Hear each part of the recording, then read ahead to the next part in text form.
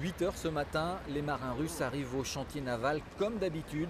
Ils poursuivent leur formation sur le porte-hélicoptère. Un peu plus tôt, les salariés de STX Saint-Nazaire embauchent normalement. Aucune consigne d'interruption du travail n'est donnée. Les gens sont dessus à travailler, ils ne vont pas arrêter du jour au lendemain. Ça va être fini, c'est sûr. Après comment, on ne sait pas. Si seulement une trentaine d'ouvriers est encore sur le premier navire qui devait être livré fin octobre, 300 personnes sont à pied d'œuvre sur le deuxième, toujours en cale sèche. Et c'est là qu'une partie des salariés s'inquiète. Ouais, ça fout les boules pour les gens d'ici, quoi. Ça craint, vraiment. Est-ce que l'État va faire quelque chose? On ne sait pas. Qui c'est qui va les reprendre, ces navires-là? Parce qu'il y a quand même une belle somme d'argent en jeu, quoi. Côté syndicat, c'est le grand écart entre Force ouvrière qui défend avant tout l'emploi et la CFDT qui, tout comme la CGT, estime qu'une telle décision pouvait arriver à tout moment.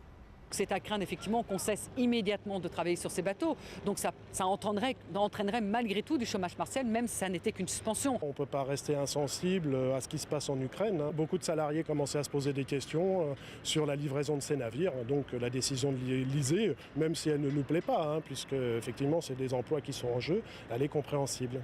Le contrat porte sur 1,2 milliard. Le maire de Saint-Nazaire espère que si l'on passait de la suspension à l'annulation, l'État compenserait les pertes.